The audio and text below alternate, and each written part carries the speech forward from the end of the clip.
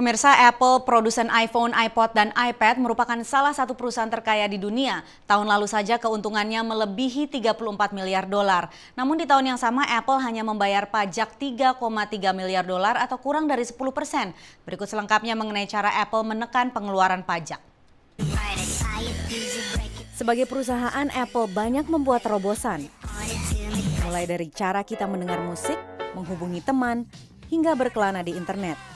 Apple merupakan perusahaan paling berharga di dunia dan salah satu yang paling tinggi keuntungannya. Apple has its feet firmly planted in the post-PC future. Salah satu strategi Apple memaksimalkan keuntungan adalah menyiasati sistem perpajakan Amerika Serikat. Because of their patents, which are very mobile, are able to get their effective tax rates pretty much cut in half, let's say from what it should be around 35% to the middle teens or even the single digits. Meski bermarkas di California, Apple tidak membayar pajak perusahaan hampir 9% sesuai aturan negara bagian ini. Sebab Apple memindahkan keuntungannya ke cabang pengelola laba di Reno yang menerapkan pajak perusahaan 0%.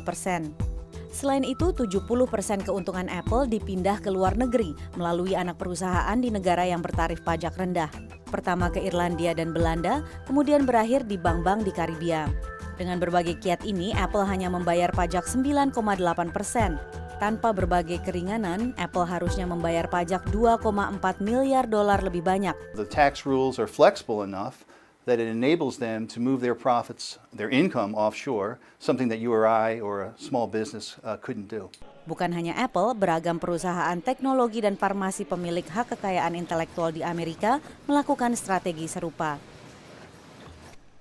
Sebagai perbandingan, perusahaan non-teknologi seperti Walmart membayar persentase pajak 2,5 kali lipat atau 24% keuntungan. Penutupan peluang penghindaran pajak oleh perusahaan merupakan salah satu agenda utama pemerintahan Obama. Dari Washington DC, saya Patsy Widakuswara dan tim VOA.